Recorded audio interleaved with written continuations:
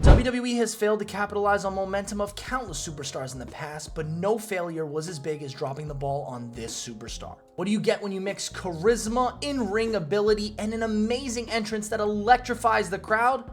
Well, no world championship somehow. But while this man rose to the top of his previous company in New Japan Pro Wrestling and even the NXT developmental brand for WWE, they just couldn't get it right on the main roster. And that superstar is the king of strong style, Shinsuke Nakamura. So how did WWE fail to capitalize on a man who made it to the top of the mountain of another wrestling company and also your own company's developmental brand? Well, there was no fear about the transition from NXT to the main roster for him because the fans absolutely loved him when he made his debut on SmackDown Live following WrestleMania 33. He came out to an amazing entrance, all the fans were ready to sing with him, so like I said, this was going to be a seamless transition and Shinsuke was ready to take over the WWE landscape. But let's fast forward a little bit into 2017 where things may have took a wrong turn. Shinsuke Nakamura would take on John Cena for the #1 contender shot at Jinder Mahal's WWE Championship.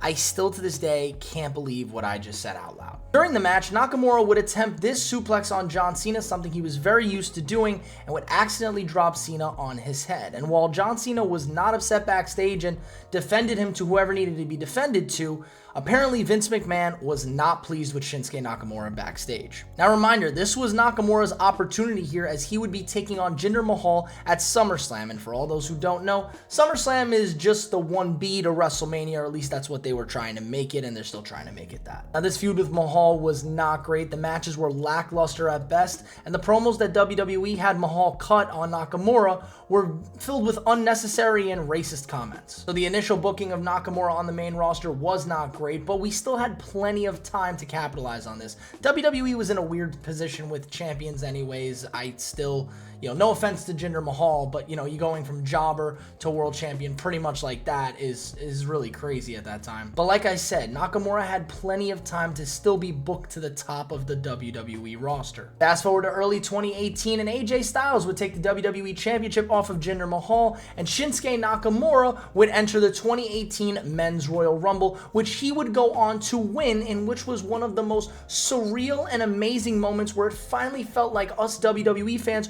were being listened to. Less than a year since his debut on the main roster, he was already feuding with WWE champions and winning the Royal Rumble. And the best part about this was we were setting up for a rematch of one of the greatest professional wrestling matches of all time.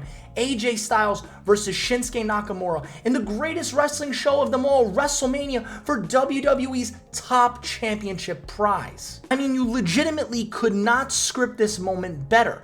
All WWE had to do was take a fraction of what they were able to do in their first clinic of a match, and it would be one of the greatest moments in wrestling history. But as we all know, that's not what would happen. They wouldn't even capture a fraction of what they were able to do at Wrestle Kingdom 10. The match would be pretty average at best. It wasn't bad, but it definitely wasn't great. But the ending is what completely destroyed all hope that us WWE fans had. After AJ successfully defended the title, which a lot of fans are still upset about to this day, Shinsuke Nakamura would get down on a knee to present the title to him in a show of respect. But at the last second, he hit him with a low blow, immediately turning heel. I have stood by this comment since the day I became a WWE fan. Just because something is predictable doesn't make it wrong. The right ending was for Shinsuke to beat AJ Styles, and even if the case was AJ to beat Shinsuke, there was no reason to turn him heel. Everything that followed Nakamura's heel turn was brutal, as the entire feud between him and AJ Styles was all about pretty much low blows, matches ending in low blows, double countouts. It was so terrible, and us fans were flat out sick with the booking of Nakamura. Not to mention that because he was a heel now, we had to change the theme song, and obviously fans who have adored Nakamura since coming to the main roster, who's only here for about a year up to this point, now had to switch to another theme song which was not as catchy, not as fun to listen to, and overall, fans grew sour on everything that was involved with Nakamura. But like I said, this wouldn't be the only match they would have, as Nakamura would have multiple opportunities now that he was a heel to defeat AJ Styles for the WWE Championship.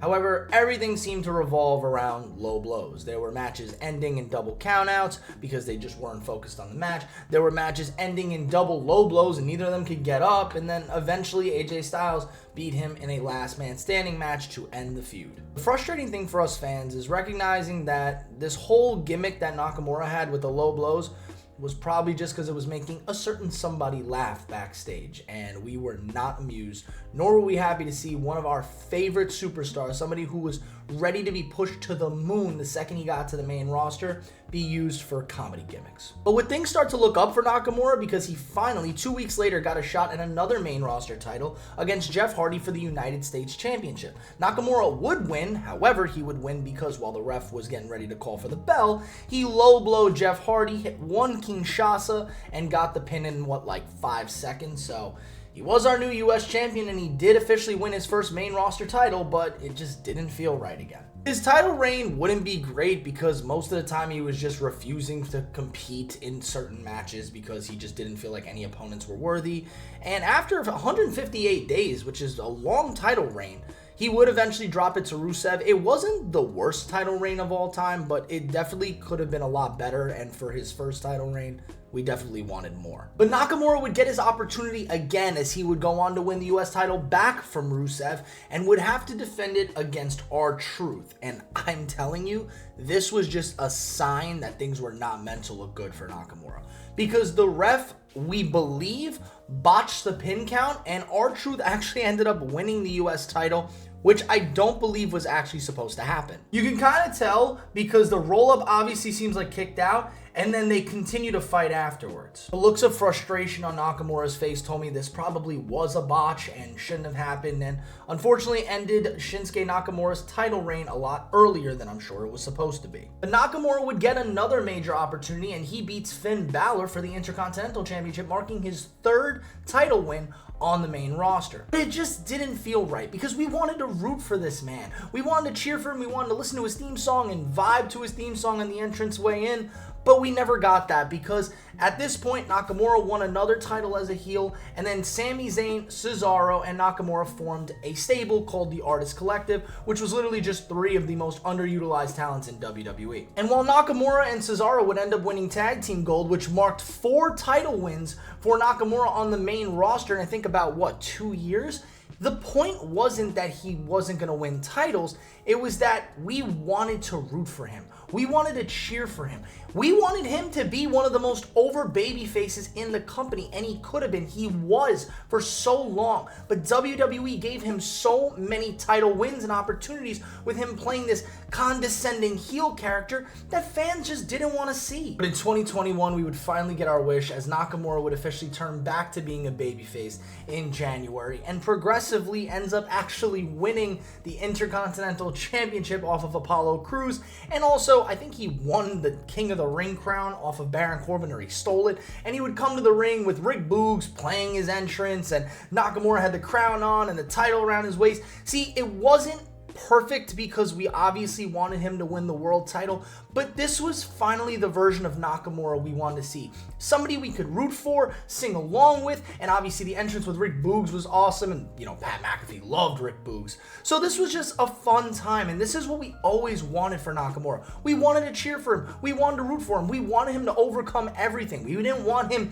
kicking people in the nuts. Nakamura would have one last chance at world title gold when he would turn on Seth Rollins in actually what felt like a good heel turn after a 6-man tag match alongside Cody Rhodes and Seth. Shinsuke Nakamura would attack Seth Rollins after the match, walking off and becoming what I would call anime villain Shinsuke Nakamura. It would set up for a match at Payback where Rollins would take on Nakamura, and because of the overselling of Seth Rollins' back injury, it felt like we actually may put the world title on Nakamura here, and at this point, this version of the heel character of Nakamura was pretty good, so maybe this would actually work. Maybe Shinsuke did need to be a heel if he wanted to become a world champion. If this was the way to do it, fans were all for it. I said it once, I've said it twice, I'll say it 100 times. Nakamura, world title on the line, falls short again, and honestly, with all the selling of Seth Rollins' back injury, It felt like this was the perfect opportunity to take the title off. But WWE once again did not pull the trigger. Seeing that Nakamura hasn't been on WWE TV too much and also was just last seen putting over some of the young talent like Ilya Dragunov,